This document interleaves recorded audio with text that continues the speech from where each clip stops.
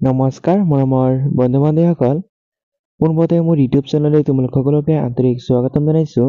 আজি মই ক্লাছ 9ৰ ছায়েন্সৰ অধ্যায় 5 জীৱৰ মৌলিক একক এই চেপ্টাৰটিৰ ভিতৰীয়া আৰু অনুৰণিৰ কুৱেশ্যন কেইটা আলোচনা কৰিম। তোমালোকে ভিডিঅ'টি শেষলৈকে চাবা আৰু যদি মোৰ চেনেলত নতুন আহিছা তেন্তে চেনেলটি ছাবস্ক্ৰাইব কৰি ৰাখিবা আৰু ভিডিঅ'টি ভাল লাগিলে এটা লাইক কৰি দিবা। এতিয়া আমি কুৱেশ্যন এনচাৰ কেইটা আলোচনা কৰোঁ। তোমালোকে ভিডিঅ'টি শেষলৈকে চাবা আৰু মই কুৱেশ্যন এনচাৰ কেইটা একেবাৰে ইজিকৈ লিখি আনিছোঁ। তোমালোকে এবাৰ পঢ়িলেই তোমালোকৰ মুখস্থ হৈ যাব নাইবা তোমালোকে বুজি পাবা।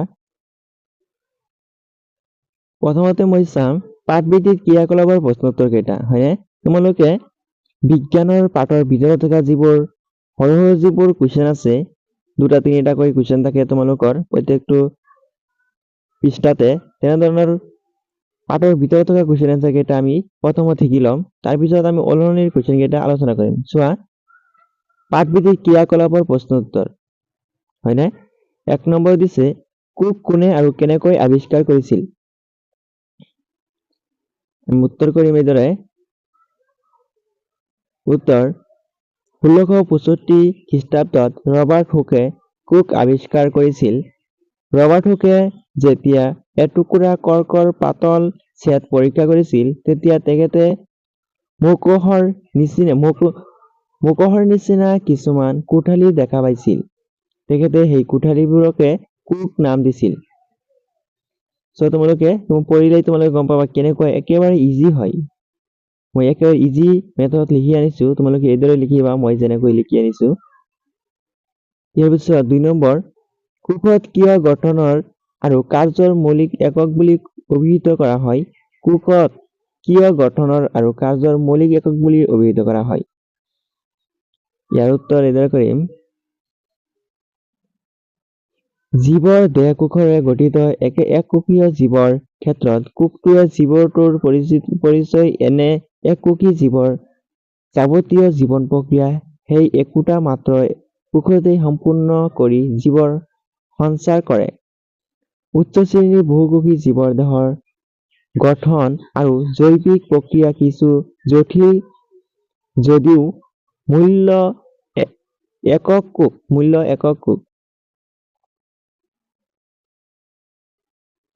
জীৱৰ প্ৰত্যেকটো কোষত জীৱনৰ প্ৰয়োজনীয় বিভিন্ন জৈৱিক প্ৰক্ৰিয়াসমূহ অহৰ্নিশে সম্পূৰ্ণ হৈ থাকে। জীৱৰ সমুদায় কোষৰ এনে সক্ৰিয়তাৰ ফলতেই জীৱৰ সঞ্চাৰ হয়, অৰ্থাৎ জীৱৰ গঠন সঞ্চাৰ কৰিব পৰা গুণ বা ধৰ্মবিলাকক প্ৰতিষ্ঠা কোষতে বিদ্যমান। এইখিনি তোমালোকৰ পাঠৰ ভিতৰত কুৱেশ্যন কেইটা এইখিনি আছিল। তাৰপিছত চোৱা, এতিয়া আমি আলোচনা কৰিম প্ৰশ্নাৱলী। তোমালোকৰ যিটো প্ৰশ্নাৱলী আছে এই প্ৰশ্নাৱলীৰ কুৱেশ্যন কেইটা এতিয়া আলোচনা কৰিম।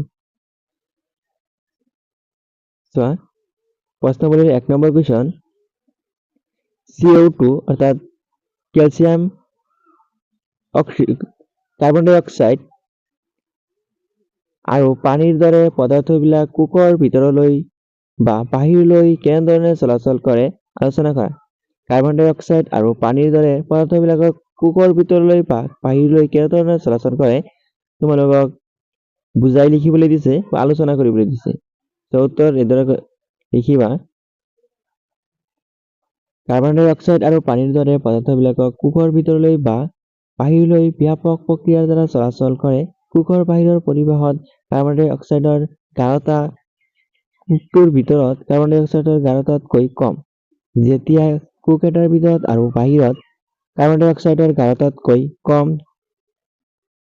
যেতিয়া কোষ এটাৰ ভিতৰত আৰু বাহিৰৰ কাৰ্বন ডাই অক্সাইডৰ গাঢ়তাৰ তাৰতম্য ঘটে, তেতিয়াই কোষটোৰ ভিতৰত কাৰ্বন ডাই অক্সাইড উচ্চ গাঢ়তা অঞ্চলৰ পৰা কোষৰ বাহিৰৰ নিম্ন গাঢ়তা অঞ্চললৈ ব্যাপক বিয়পন প্ৰক্ৰিয়াৰে ওলাই আহে। পানীৰ ক্ষেত্ৰত অৰ্ধবৃহৎ আৱৰণৰ মাজেদি পানীৰ অণুৰ একেদৰে সংগঠিত হোৱা সঞ্চলন বা চলাচল আৰ্চিটি বোলে। কোষাৱৰণৰ মাজেদি পানীৰ চলাচল হোৱাটো পানীত দ্ৰৱীভূত হৈ থকা পদাৰ্থৰ পৰিমাণে প্ৰভাৱিত কৰে। অৰ্থাৎ আৰচিটি হ'ল এখন অৰ্ধবেদ আৱৰণৰ মাজেদি উচ্চ গাঢ়তা অঞ্চলৰ পৰা নিম্ন গাঢ়তা অঞ্চললৈ প্ৰবাহিত হোৱা পানীৰ গতি। তোমালোকে এইদৰে লিখিলে তোমালোকক কোনেও নম্বৰ নাকাটে। তোমালোকে যিমান নম্বৰ থাকিব সিমানে পাই যাবা। এতিয়া চোৱা অনুৰণীৰ 2 নম্বৰ কুৱেশ্যন।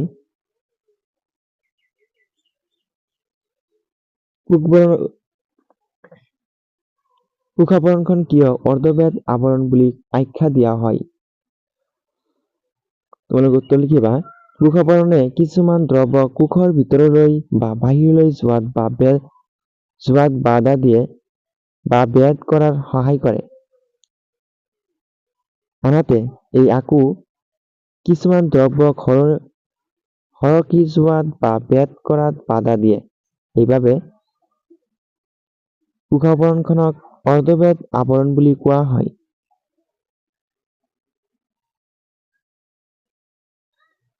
তাৰ চোৱা অলনি 1 নম্বৰ প্ৰকোষ কেন্দ্ৰীয় কোষ আৰু সংকোষ কেন্দ্ৰীয় কোষৰ মাজত ব্যাখ্যামূলক পাৰ্থক্য দাঙি ধৰি তলত তালিকাখন পূৰ্ণ কৰা। তোমালোকে এইকেইটা ভিতৰীয়া কুৱেশ্যন, কিন্তু তোমালোকে ভালকৈ চাই ল'বা কোনকেইটা ভিতৰীয়া কুৱেশ্যন। তোমালোকে সম্পূৰ্ণ এফালৰ পৰা লিখি ল'বা।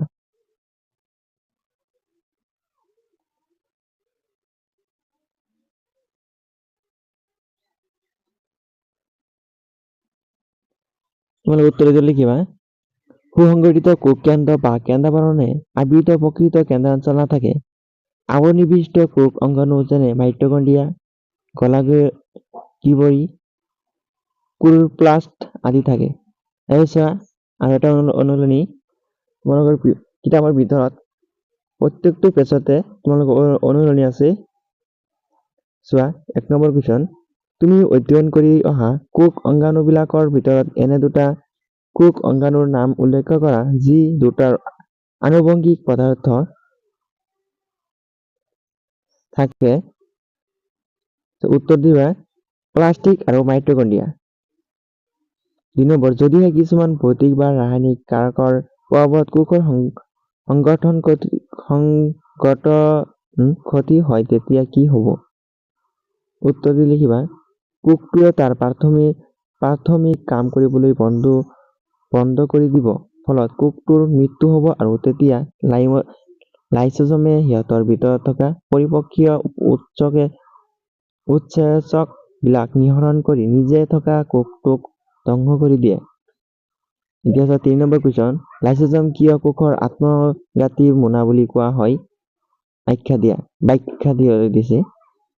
কোষৰ বিপাকীয় কাৰ্যত কিবা বিসংগতি হলে, উদাহৰণ হিচাপে যদি কোষ এটা মৰি যায়, তেতিয়া লাইসোজমে সিহঁতৰ ভিতৰত থকা পৰিপক্কীয় উৎসেচক বিলাক নিঃসৰণ কৰি নিজে থকা কোষটোক ধ্বংস কৰি দিয়ে। সেয়েহে লাইসোজমক কোষৰ আত্মঘাতী মোনা বুলি কোৱা হয়। এইখিনি লিখিবা। তাৰপিছত চোৱা 4 নম্বৰ কুৱেশ্যন।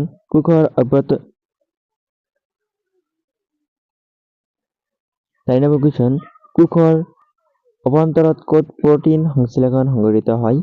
উত্তৰ ৰাইবোজমত প্ৰটিন সংশ্লেষণ সংঘটিত হয় যিবোৰ খহটা অন্তঃপহৰীয় জালিকাৰ গাত লাগি থাকে। ৰাইবোজম বিলাকৰ প্ৰটিন উৎপাদনৰ কাৰখানা বুলি কোৱা হয়।